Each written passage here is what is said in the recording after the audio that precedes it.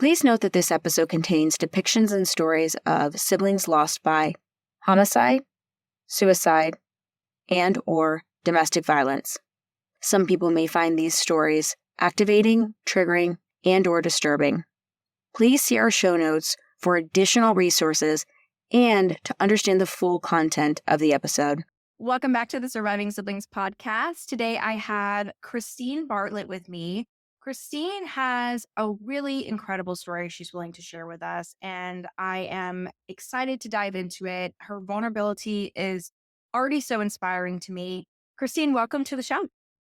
Thank you for having me. I feel like it's a topic that I don't get to talk about a lot just because, like we talked about before, just the burden that you don't want to put on other people when you're talking about your grief. So it's just nice to have an open forum, and especially on such an important topic of suicide. So, Yes.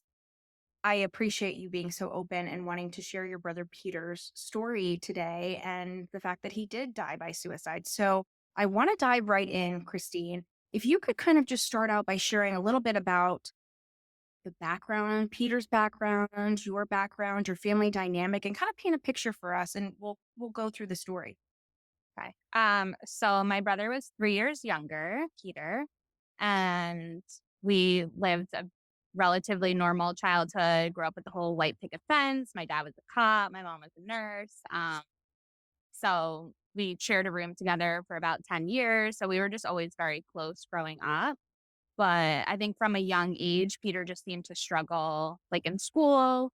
He was diagnosed with learning disabilities from a young age and behavioral stuff, just constantly having like outbursts in class and different things like that. So I don't think I realized at the time, like for me, it just kind of seemed like he was using these outbursts to get away with things and stuff like that. And my parents always kind of tiptoed around him. And I think it was difficult for my mom, my dad to get on the same page with how they wanted to treat him. Um, I mean, he was like on and off medications from a young age, just with like being diagnosed with ADHD and different things like that. But I think my dad was very anti meds. My mom wasn't.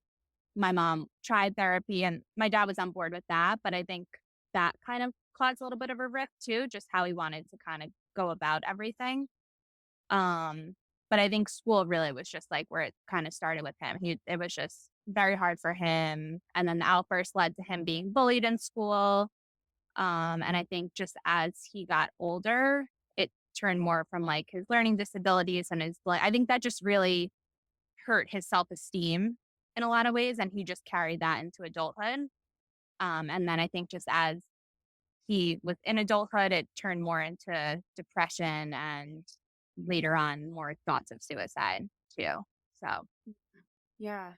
Thanks for sharing that. I'm already connecting with, and I'm sure a lot of people as well, connecting with your story, Christine, because my parents, although not together and have been divorced for a very long time and are remarried to other people, um, had different views on helping my brother too. Um, you know, my mother was not into medication. My dad was kind of like, didn't really have a huge opinion about it. So, um, that when you said that right away, and we're 3 years apart too. So yeah, I connect with that as well. But yeah, it's interesting when you look back and you watch those things and you're like, now this is all kind of piecing together. So did Peter, did he go off to, did he graduate high school, go off to college? Kind of walk us through his adult years and what transpired next for him. so he was in like the same school that I went to up until about middle school. And then he ended up going to this more, I think it was just a school that was more kind of specified for his needs at that time. So that's where he ended up doing 8th grade and then he did high school with that. And he did, it's called like a BOCES program. So half the day he was doing like carpentry and like more hands-on stuff, which he seemed to enjoy. He ended up graduating high school. And then I think he tried college for like a class or two, but it just wasn't for him.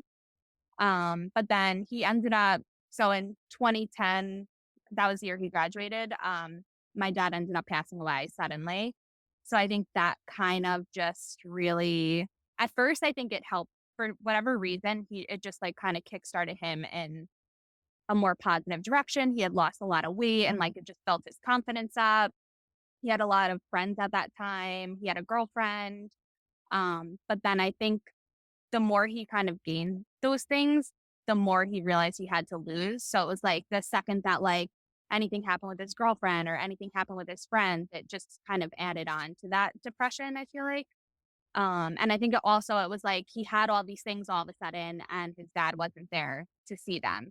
Whereas like him and my dad's relationship was not a bad one growing up, but they did have their issues. And obviously anytime you lose someone, you're constantly just thinking about the why did I do that? Or like the stupid little fights that you might have had. So I think that was always weighing heavily on him, just being the only man in his life. And um, so I think that was like the first real big hit for him that kind of started to set him on this struggle more so with the depression.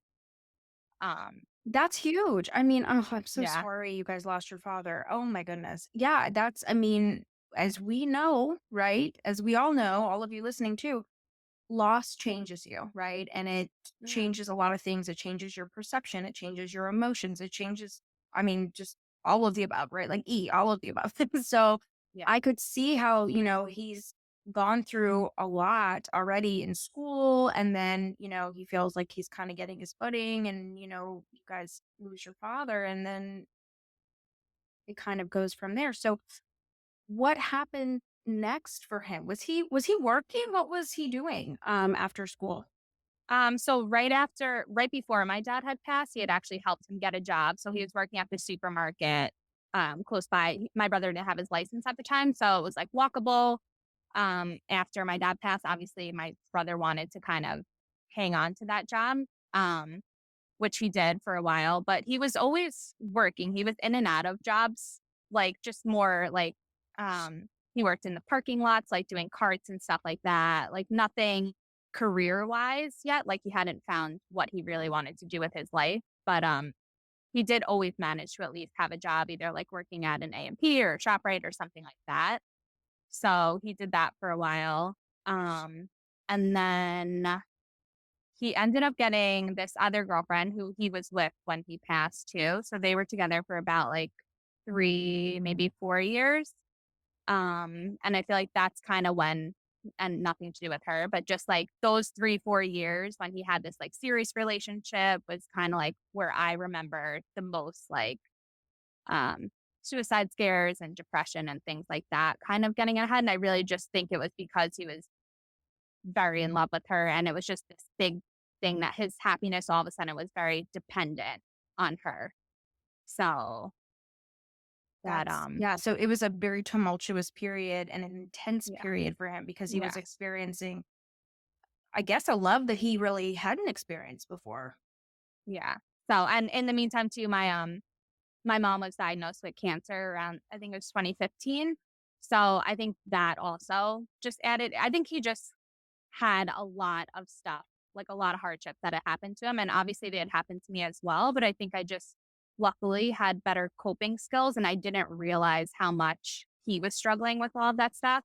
I did to a point, but it was almost more frustrating to me at times because he would just not show up to things or like I just felt like I was always left to kind of pick up the pieces. Yeah. So it was almost hard for me at times to really recognize that it was really just his depression and not just him like ignoring all of his responsibilities and putting them on me. So it was like every chemo appointment, it was always me taking my mom, which was fine, but it was like there was just very little help with that. And again, we were both very close still, and we lived in very close proximity to my mom. He still lives with her at the time, and I lived about 10, 15 minutes. So it wasn't like we couldn't have shared the responsibilities, but I think that was something that was just hard on me at the time, just not realizing that the reason that he wasn't helping as much was probably just that lack of coping and that lack of just caring about really anything at that time. So, Well, I mean, that's a whole lot to carry, and I can yeah. connect with that too because my brother struggled as well, as I've shared very openly, with a lot of different things, mental health, drugs, alcohol, things like that, and was very unpredictable. And when you're the oldest, like we are, a lot of things fall to you, especially when there's hardship in the family. So, and that's a lot. You guys lost your father, your mother's diagnosed with cancer. Like, this is a lot that Yeah. is going on. And I can connect with you, and I'm sure a lot of people listening can as well, because, you know, when you're the one that's taking on a lot of stuff or taking responsibility and you have a sibling that isn't, and you don't quite have it all pieced together as to why, like, there can be resentment a little bit, right? Like, you're like, Yeah. why am I the one doing it? I'm sure you felt that, right, Christine? Yeah. And I obviously, after his passing, have regretted it a little bit, but um, just at the time, it's just hard to kind of see past that. I mean, there was when our grandmother had actually passed away in 2016, so he could not handle that at all. Like, didn't end up, and he was very close to her, but he couldn't even go to the funeral. So it was things like that that made it a little bit hard to empathize with him because it was just hard to see how you could be in that big of a hole. Yeah, like he ended up going with his girlfriend instead. So for me, it was like you can do these things for your girlfriend, but then when it comes to your family, you can't. But I mean, looking back now, I think it was more just he just couldn't handle another loss in his life and he just needed to kind of ignore it to kind of get through his days. And I mean, I'm okay with it now, but obviously at the time when you're going through things like that, you're like, what are you doing? But Oh, absolutely. I again, I relate to this. And yeah, and then you look back and you're like, okay, like it's like piecing puzzle pieces together. You're like, yeah, oh, that's why. And that, you're kind of yeah, filling in the blanks there. Was Christine, was Peter ever diagnosed officially, or kind of tell us a little bit about the actual mental health? Because you've said a couple times about his depression. So yeah. he was obviously battling depression and battling a lot. And also, there was a lot going on in your family, a lot of loss, and that's heavy. So, tell us a little bit about the mental health aspect of it, because it does sound like you've referred to that a Yeah. couple times. So, would love for you to share that with us.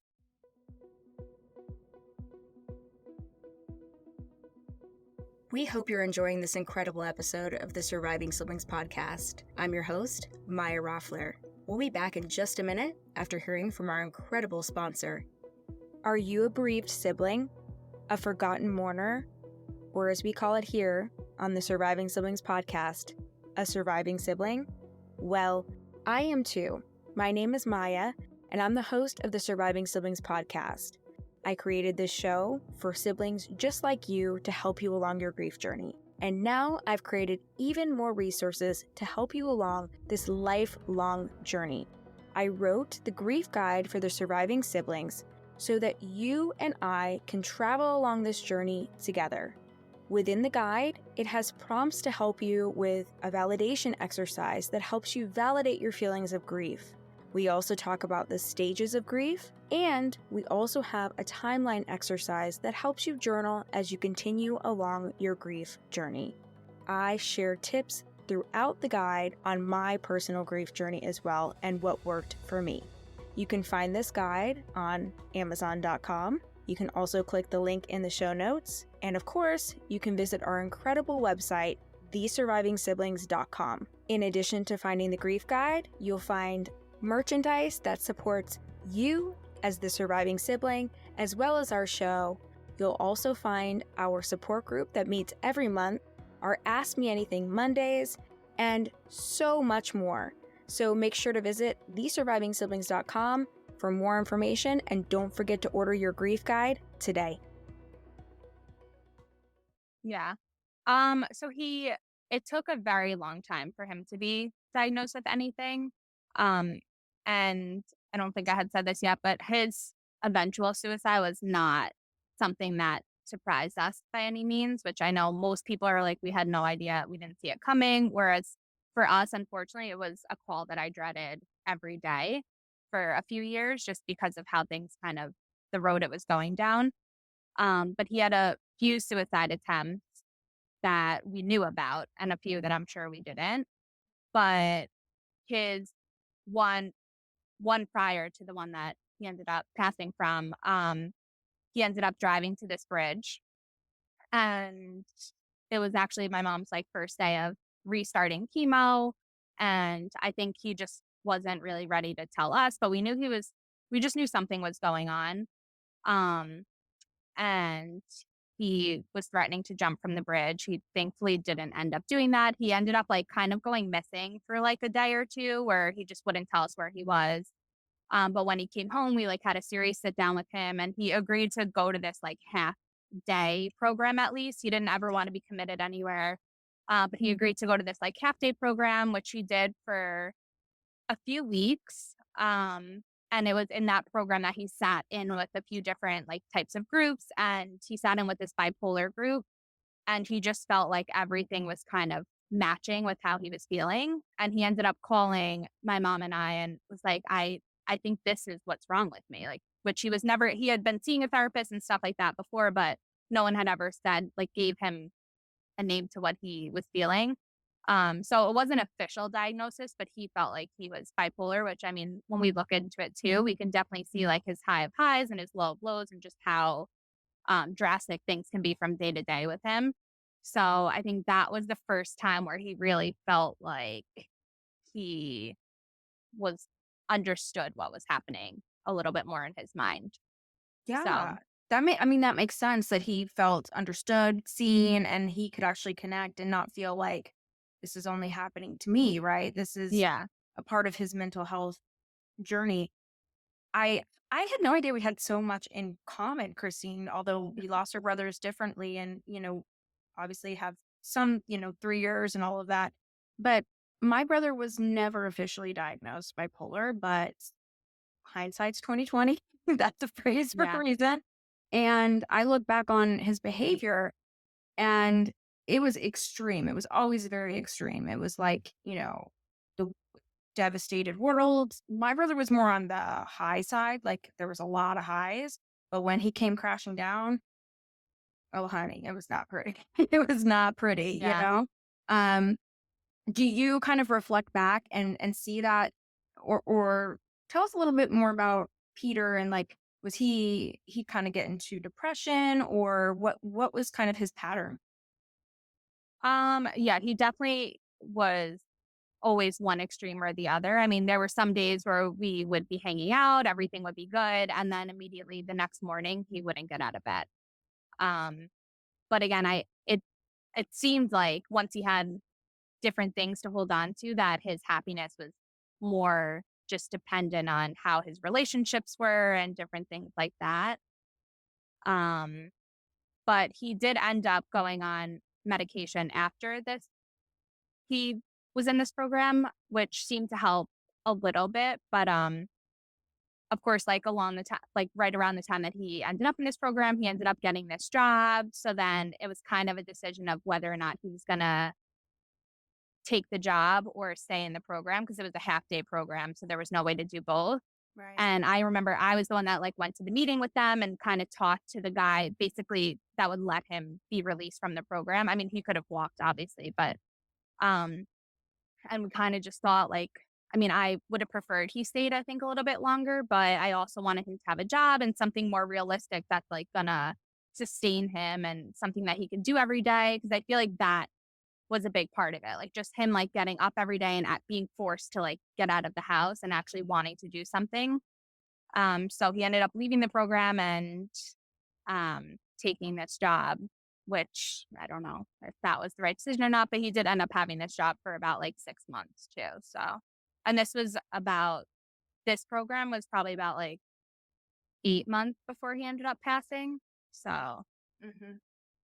So he took this new job, was he living with his girlfriend? What was the dynamic there? so he ended up moving. I'm trying to remember. He was probably started dating her around like 2015, 2016. He passed in 2018. So at some point he did move down to she lived in Pennsylvania. They had met online. But they were like they would visit each other often. So then he ended up moving down there, which I think was also a hard decision. It kind of just isolated him. Like obviously me and my mom weren't there anymore. He did have some friends up here still. So it was a very tough decision, but I think he just wanted to try it. He had gotten a job down there at that time. But then he ended up having a suicide attempt down there. So this was prior to the bridge one. Um, he had called us one day and said that he had taken a bunch of pills and drank a bunch of vodka. he wouldn't tell us where he was. So we ended up calling the cop. We were all the way in New York and he was in Pennsylvania. So we were trying to get the cops to go there. So it was just like hours of panic, obviously.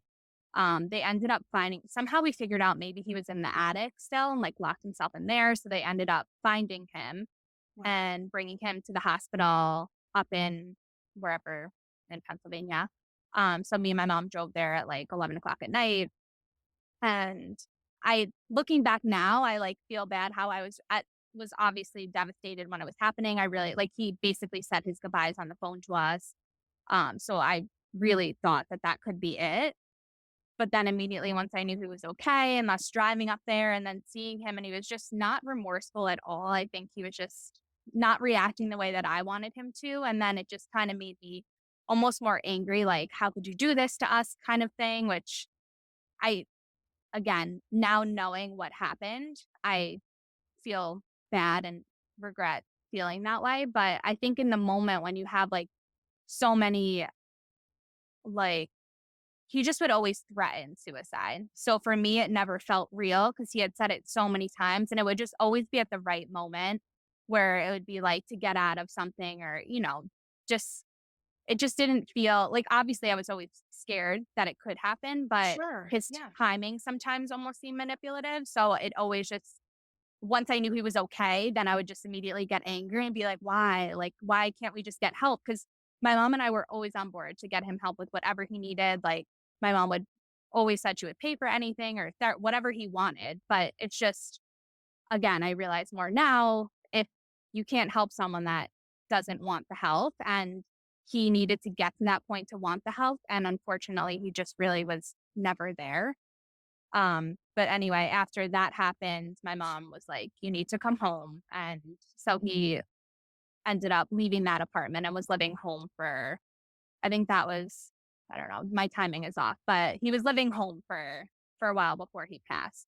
And then ended up working like around here. But so Again, thank you for sharing so much and so vulnerably. And you're absolutely right. I mean, you can't help someone who does not want help. And that's a really tough part of, I think, so many of our stories, regardless of how we've lost our siblings, right?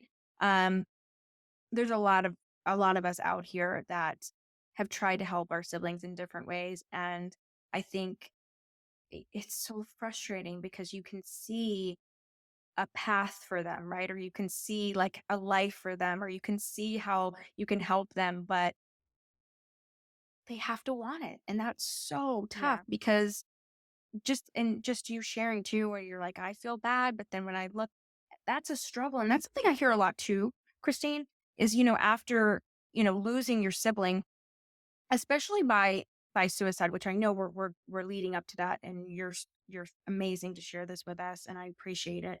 But, I think there's so many, for a lot of siblings out there that lose a sibling by suicide, there's so many unanswered questions. And I think that's really difficult.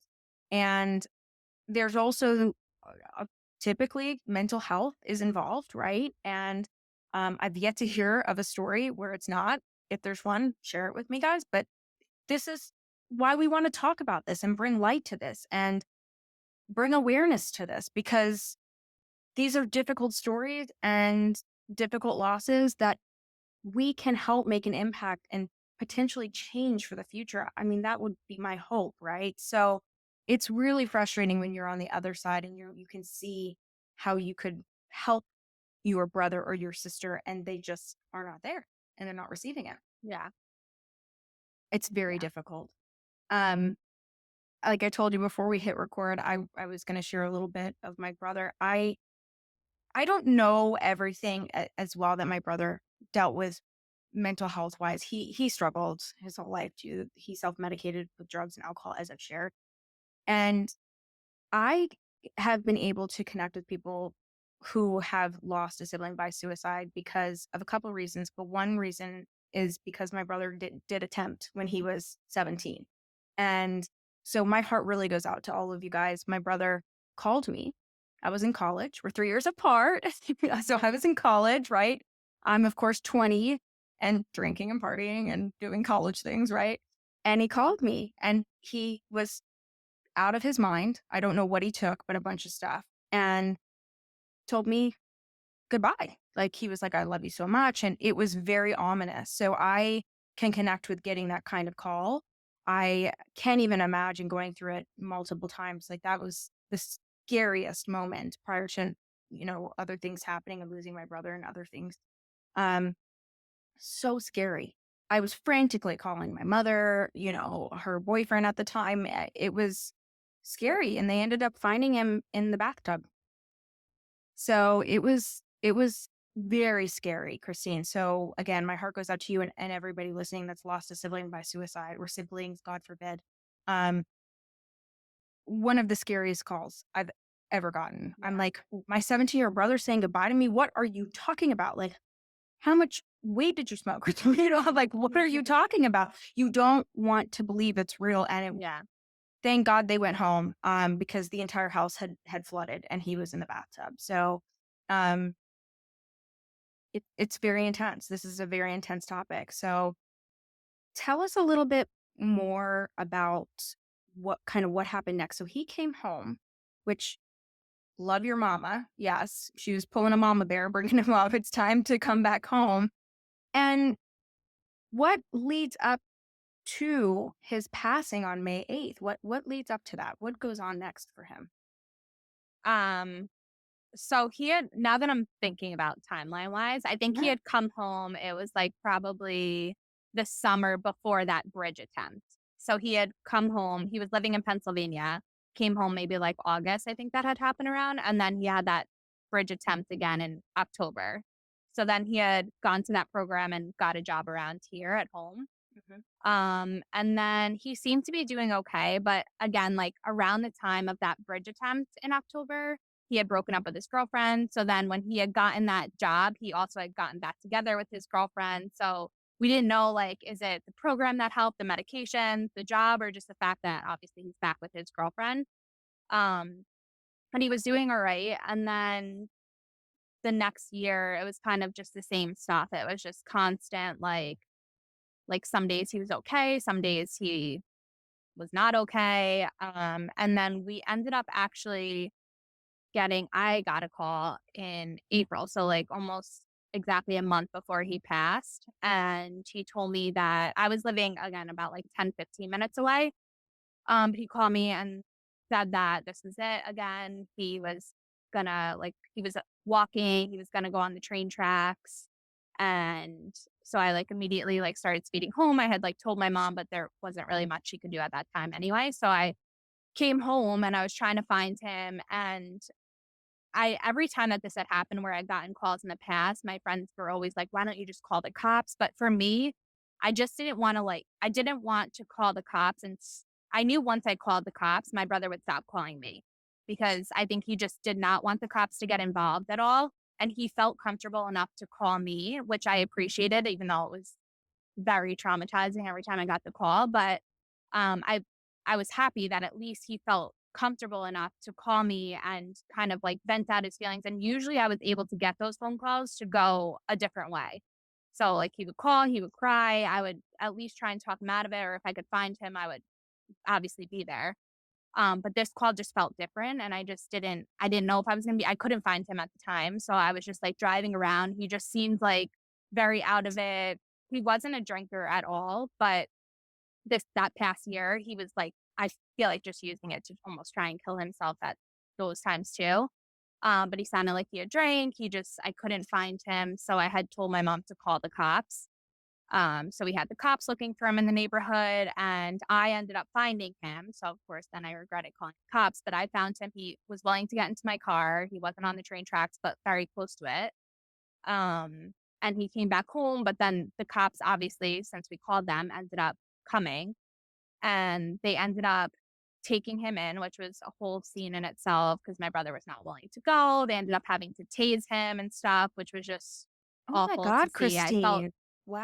I Wow. just, I felt like at that point, my brother just felt like I betrayed him, which I felt so bad. But I think after that, he realized why I did it. But obviously, in the moment, he was just like, how could you guys call the cops and stuff? But we ended up going to the hospital that night. I went with him and they let him go. They had him handcuffed there. Wait, what? They They didn't do a 72-hour hold? They let him go? No. Yeah, which to this day still makes me so angry, but we had a psychiatrist came and talked. I wasn't allowed there when the psychiatrist or whoever talked to them. Um, but they talked to him and he did his like normal manipulative, like, this is how I'm gonna get out of it kind of ways. He said, I'll go to this program, I'll do this. He had to fill out this whole like coping mechanism sheet, which I mean was so sad to see because I'm like, clearly he's not coping if I just found him on the train tracks. But um he just had to the psychiatrist talked to me and asked my opinion. I said, I don't think he's safe to go home. I said, this is like not the first time. It's not the second time. And I just think that there needs to be a plan in place or something to before we let him go back home. But I think because he was over 18 and all that, it's really, I don't know. I don't understand how any of it works. And it still bothers me to this day. But he agreed just verbally that he would do this, that same program he did in October. And they let him walk out the doors without anything. And he went back home and he told me he was going to go to the program the next day and then didn't go.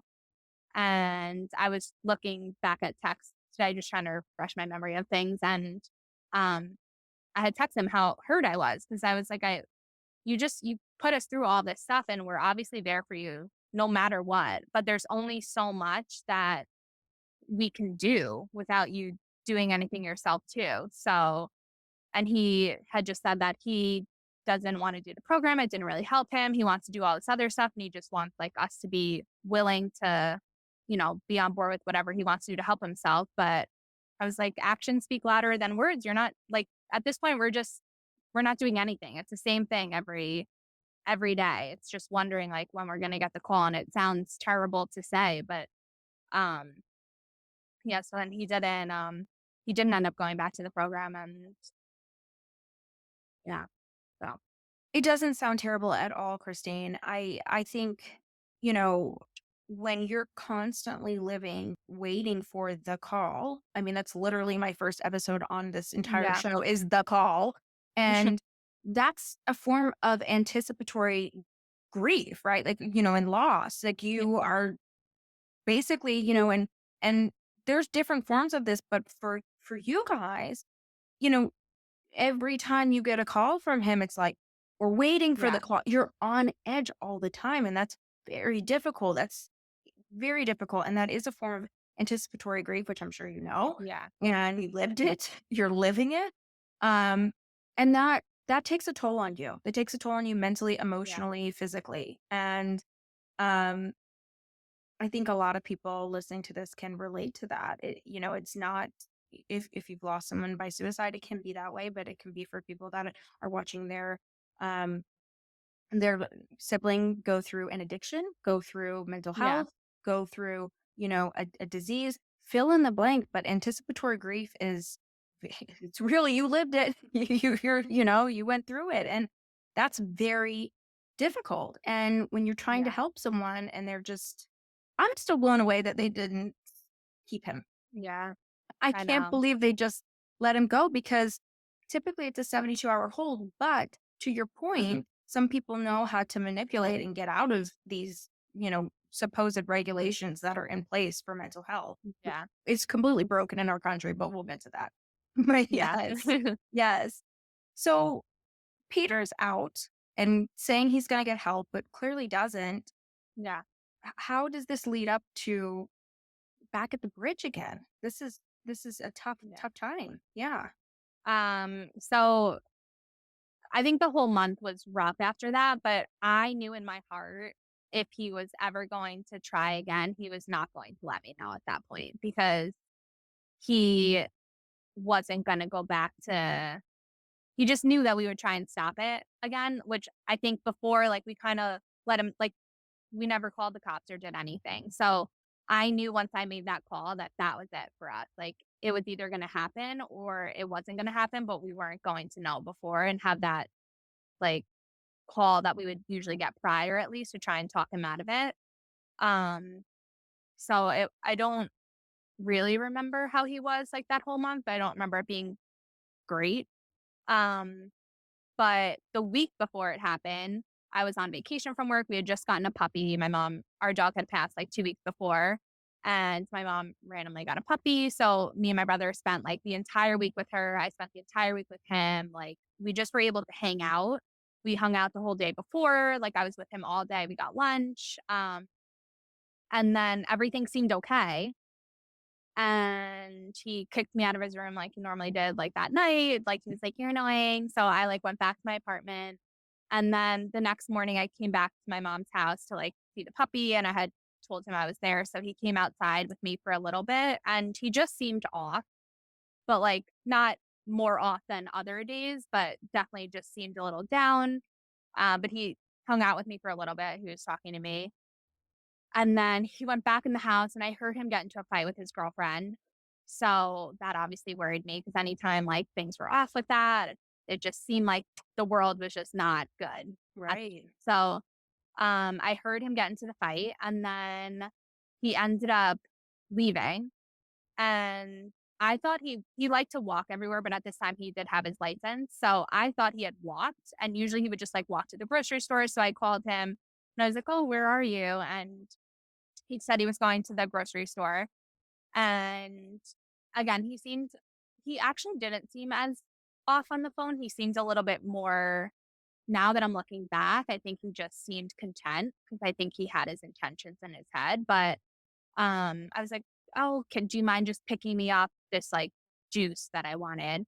And he said, "Sure, like I'll get it now." He acted like he was at the grocery store at the time. And I was like, "All right, cool." I like sent him a picture of the juice I wanted. And I said, "Is everything okay with you and his girlfriend?" And he said, "Yeah, everything's fine." And I was like, "Fine. Like, are you okay?" And he said, "Yeah." So that was it. And then that was at like maybe 4:30. And like an hour later, I was still at my mom's, and I saw he posted on Facebook a status saying, "I'm no one's favorite," which just like threw me a little bit. I just didn't have a good feeling in my stomach. I Sure. tried calling him, he didn't answer. Um, and I called him like multiple times. I was messaging him on Facebook, texting him, and just nothing. I was like, "If you just let me know you're okay, I swear I will stop bothering you." Yeah, you But had nothing. sister's intuition was kicking in here for Yes. sure. Yep. So, and then I even started texting one of my friends, and I was like, "I just feel like something's off. Like, obviously I've gotten this feeling before, but it just seems like something's wrong." Um, like I'm terrified that a cop is going to show up at my door right now. So my mom was still at work. So I had texted my friend that I was like, "I need to leave. I think I just feel like a cop is going to show up." And she's like, "What? Like, I'm sure, he's okay. Just wait until you hear from him, whatever." So I went back to my apartment. And at that point, we still hadn't heard from them. And my mom had been at work. So she didn't know that anything was wrong. So when she got home and saw he wasn't there, she started freaking out. And I was like, I tried calling him, but he seemed like he was okay when I talked to him at least. Um, so then I started calling him again, and his phone was like, it wasn't even ringing anymore. So I had texted my friend saying, "I'm nervous. His phone is off." And she was like, "Well, that's a good thing. At least he shut it off." And I said, "Yeah, or he jumped off a bridge." And so my mom was like, "You need to get home. Like, I need you at least here until he comes home." So I was like, "That's fine." So I went to her house, but as I was driving, um, she called me and she said, "Where are you?" And I said, "I'm on my way," like I said. And she said, "You need to get here now." And I said, "I'm almost there." I was literally like 5 minutes from my house. And I was like, "Is everything okay?" And I think she was trying not to tell me, obviously, while I was driving, but she was also by herself, and she just screamed, "He's dead." And I honestly blacked out after that. I don't even remember really driving home. I ended up with a flat tire. So I Oh can my only goodness. imagine what those like 3 minutes drive. I was very close to my house, but I sped home, and when I got home, the sheriff was there, and he had told us that he jumped. And I mean, the only thing that we're grateful for is that they found him so quickly. Someone had actually seen him jump. So they were able to find him and recover him rather quickly. So it wasn't like we had days, waiting to see like even what happened. We wouldn't have known at all like where he was. So I mean, that part, I guess. was good. But yeah, it I'm was a sure lot. a complete blur at that point. Yeah, I mean, so Yeah.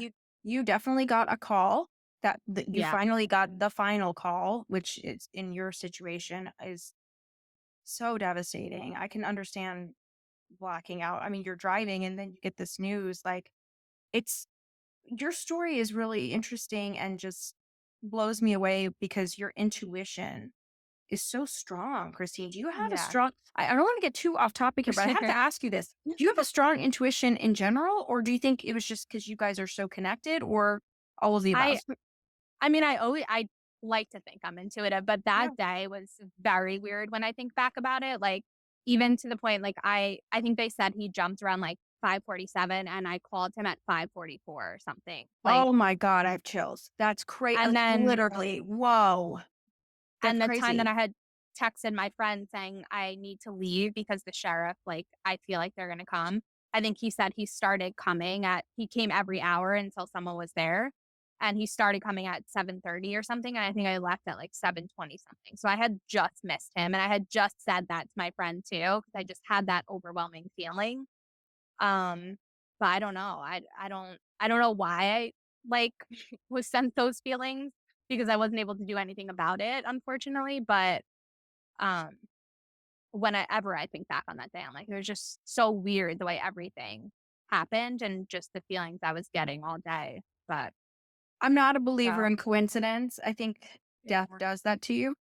You know what I Yeah. mean? And I just, when you're telling your story, I'm like blown away because, like, literally, like, you're following along intuitively with what happened. And again, I'm so sorry that you lost your brother by suicide and his struggle. And it affects the whole family when you're going through mental health, when you have someone who's struggling with mental health and this whole, as you're sharing so openly. But I'm really blown away by your intuition. So yes, I'm going to tell you that you're very intuitive. And I've shared this before too, but it blew me away in the loss of my brother because I was at dinner the night before and I looked at my then boyfriend and said, I need to call my brother because I hadn't seen him in a while. He had, I just felt like he wasn't doing well. I'm like, I need to call him. He's like, okay, we'll call him tomorrow. And then I got the call the next day. And Yeah. that's why I wanted to ask you. I was like, there is a thing. There is such a thing when you are really connected to your sibling, you know, you just know it, Yeah. like, things come up. And so that's just wow. Like, to the, like, in the timeline, I'm blown away by that, Christine. So tell us a little bit what it was. And but I also want to say this too. I I connect with how you're saying, well, we are grateful, or at least that they found him, and you weren't sitting home and going, where is he? Where is he? And even though it's definitely not the outcome any of us want, um, I think you have a really just great way of saying, I'm grateful for this part of this, but in such tragedy, I never really like to say silver lining because there's not one. I mean, you've lost a Yeah. sibling, right? You've lost your brother. I lost my brother. And you guys have lost siblings listening to this, I'm assuming. And, but sometimes when you reflect back, and I think your story is a great example of this, you can see where you're like, well, at least, I got this part. But it's okay for us to say that. No one else can say that to us. Yeah. I just want to add that no one else can say that to us. We can say that, but I really commend you for Yeah. saying that. So, so now it's you and your mom, and tell me a little bit about what that was like afterwards. Tell us. Yeah. So it was horrible. Just in the sense that, I mean, I think you've touched on this a lot on your podcast. Just, it's very hard as a sibling to be able to grieve when you still have surviving parents because, I mean, my first thought is obviously I like was just in shock and just miss my brother.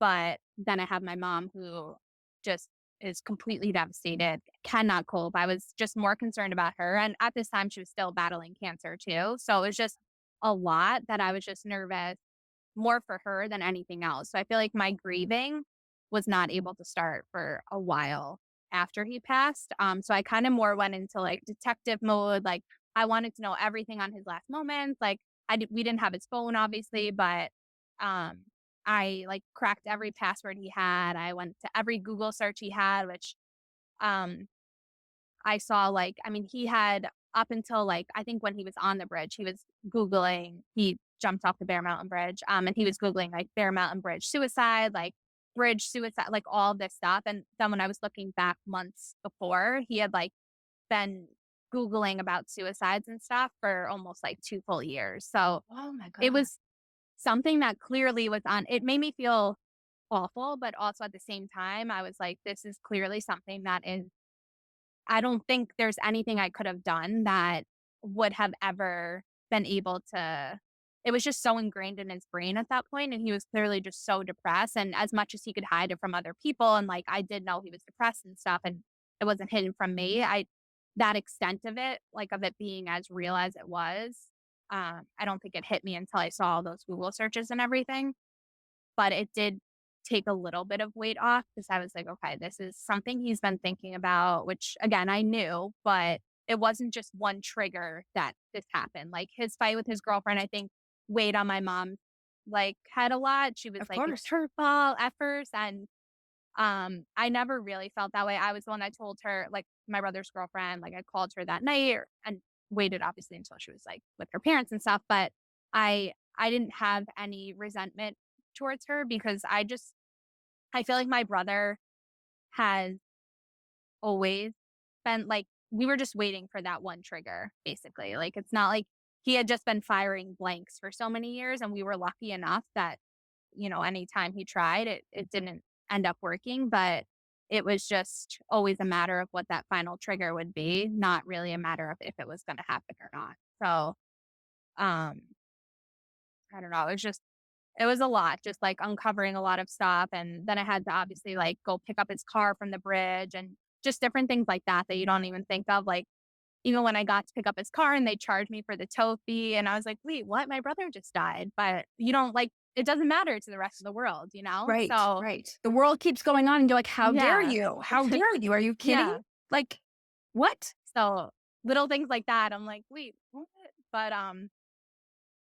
it was hard. It was definitely a hard few weeks and obviously, like, years after, but definitely the first few weeks was just hard just with all I think with a suicide death, it's just very different with the guilt you feel and just every conversation you go through and every what if and, like, with my dad, it was a sudden death, so it was different. I never had those feelings. Like, I had little things like, "Oh, I wish we didn't fight about whatever," but it Yeah. wasn't any of those, "Could I have stopped it?" Because I knew I couldn't. He had a heart attack. It was what it was. Whereas, like, my brother I was the last person to see him. I was the last person to even talk to him on the phone. Like, everything was me, I felt like at that point, and I just felt very responsible, um, which I've since let go of all that, but the first, like when it first happened, it was just hard, just feeling kind of that burden, but Well, of course, and I'm sure a lot of people listening can understand, relate, especially if they lost a sibling by suicide, because there are totally different feelings that all of us feel, and they are based on how we lose our sibling. And I never like to say this is worse or, diminish one thing or another, but you're absolutely right. There's a whole other, side of things that happen depending on the loss. And with suicide, those what ifs, oh man, I mean, it is so tough. So thank you for sharing that. And I you remind me of myself because I went on a detective journey myself too, but in a different way, right? yeah. And I can definitely understand and empathize why you would be like, okay, I need to go through the Google search. I need to, and I can understand why not necessarily it gave you, relief, but kind of helped you move forward in understanding like, okay, like I couldn't stop this. This is something he had been thinking of. Like this is not something he just did on a whim one day. And Yeah. that I'm sure helped you move forward to the point now where you're able to share so openly with us, right? Or what are like that's a part of it, but what else kind of helped you, Christine? Because I think that is really hard losing a sibling by suicide. How do you move forward from the what ifs?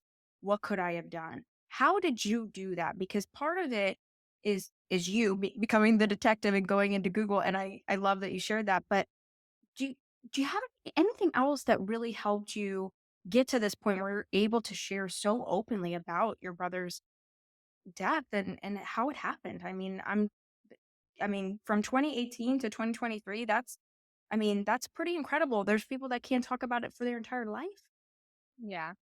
I think for me, I just had to realize that I did the best I could with what I knew at the time and the tools that I had at the time. Like, I think my mom and I, like, for a while were like, how could we have not stopped this? But I think we didn't realize how long we also prolonged it. Like, we had so many more years with him because we were able to kind of deter him, like, from a lot of those calls that he gave us. And I think it helps me to know that he was so comfortable talking to me. Like, he knew he wasn't gonna get judgment from me. Like, I'm at the point now where I don't think I was the issue. I don't think my mom was the issue. Like, he always could come to us. He knew that. I think the issue, unfortunately, is that he just felt judged by the rest of the world, and I think that's just like, the issue that we have with mental health right now is that stigma that's there, and I think if he had felt more comfortable around other people expressing it, because, I mean, obviously, I knew his struggles and people close to us knew his struggles, but people out in the everyday world didn't know anything. Like, they were all shocked when it happened and texting me and calling us like, "Oh my god, we had no idea." And I feel like if he felt like he had those people or even his friends, like, to open up to and explain how he felt, he just would've been able to cope a little better. Like, it's hard to have something, like, deal with something and just feel so isolated with it, and I think that just added so much to it. So, I think for me, it just helped knowing that I was there as best I could. Obviously, I look back now and there's so many things I wish I would have said or could have said differently, but I didn't know as much at the time. Like, for me, I was dealing with a lot, like, with him, but also, like, with my mom and different things, and I was just trying to kind of get through every day as well, while also trying to help him. And I just, I don't know. You don't really know how to help someone, especially when they don't know how to help themselves. So the only thing you can do is just be there for them, which I do feel like I was always there for him. And I know he knew that. Um, but I just wish things would change with other people and how they view mental health, because I do feel like that's obviously a big issue. Yeah, that's where I was kind of leading us next, in our last couple minutes together, Christine, because, you know, that's why it's so important people like yourself share stories like Peter's, right? And um when you're ready, right? You're ready to share it and we're opening up about it, but it breaks my heart the stigma that we have on mental health. It breaks my heart the stigma that we have on so many different things, losing someone by suicide, there's a stigma to that. There should not be a stigma to that, but should is a very tricky word. There shouldn't be a stigma to, anyone that's struggling with drug addiction. There shouldn't be a stigma. I mean, we can keep going down the list with all of these Yeah. things, right? And the only way that we can change that is by sharing these stories so that people feel more comfortable opening up and we erase the stigma as much as possible because it's wild to me because some people don't want to say how their sibling passed away because it's shameful to them or when it involves these, death by suicide, homicide, drugs, alcohol. These people in these situations are siblings, right, that we've lost in these horrific ways. We're struggling, right? And I think it's really important that we bring awareness to it. And the only way we can do that and the only way we can stomp the stigma is what I'd like to say is by just being open and vulnerable and honest about it. Yeah.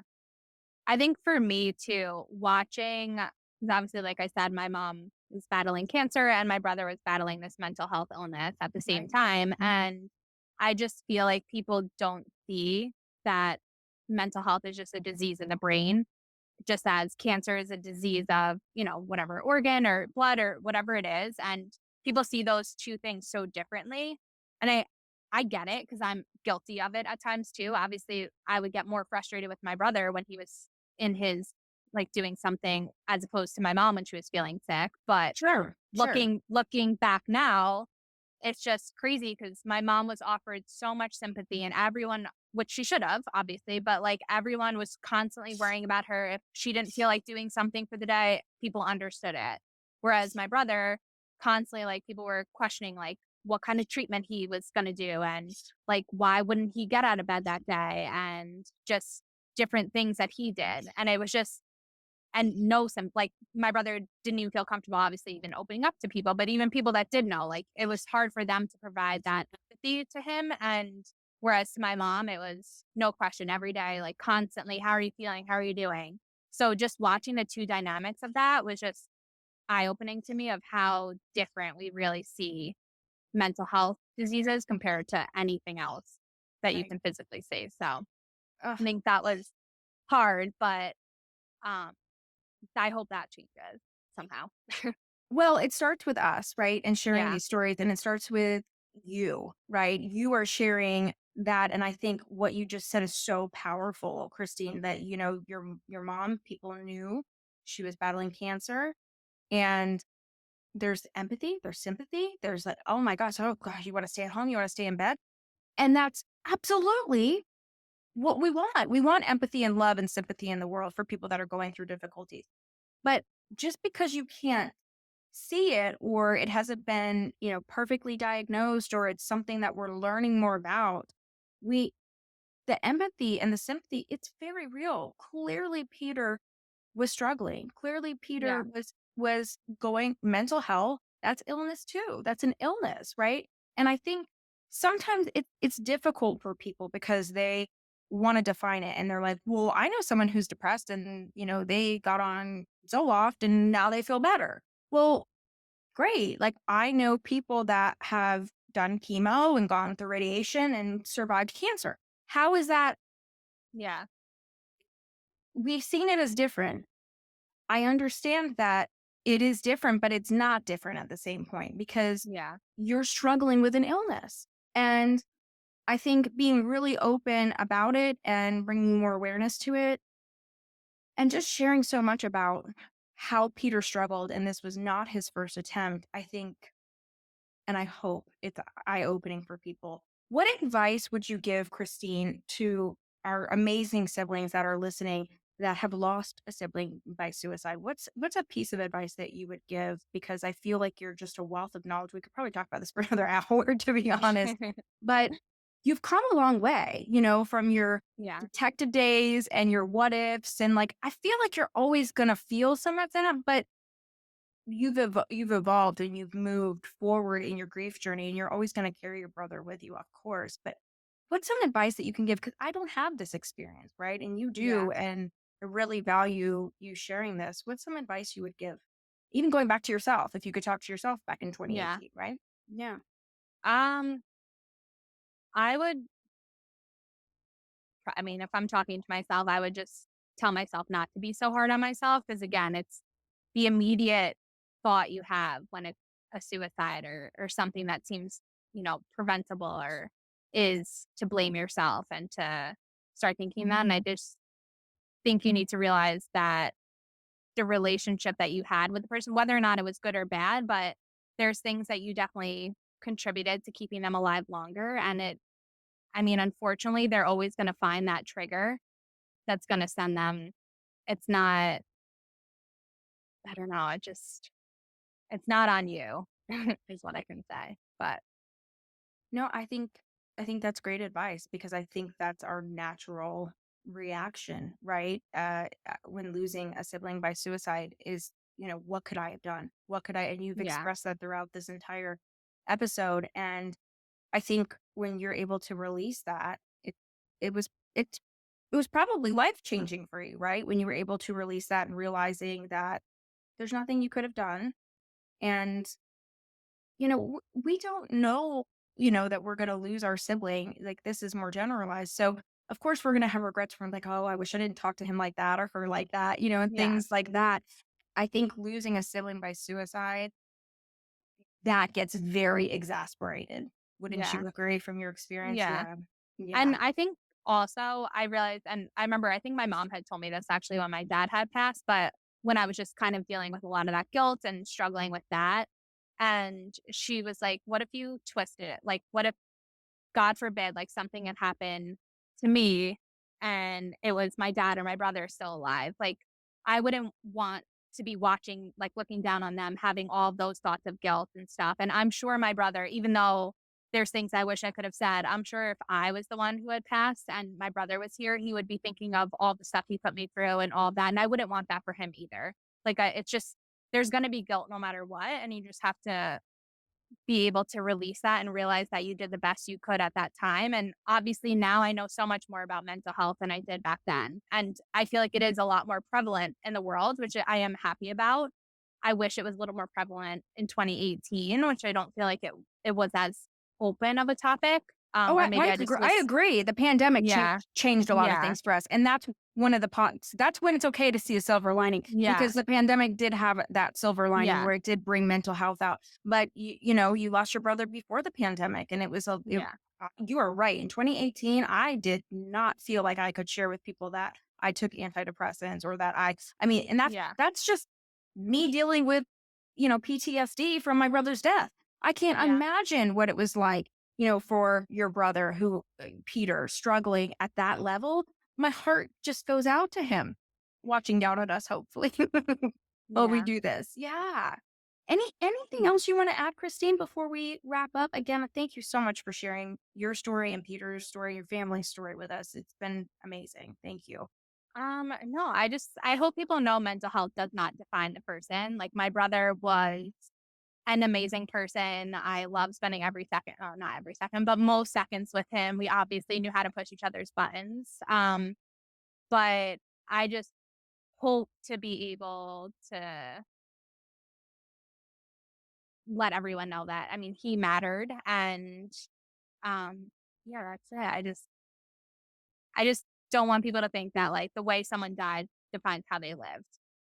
So So beautiful and so true. There's no shame in sharing your story, regardless of how your sibling passed away.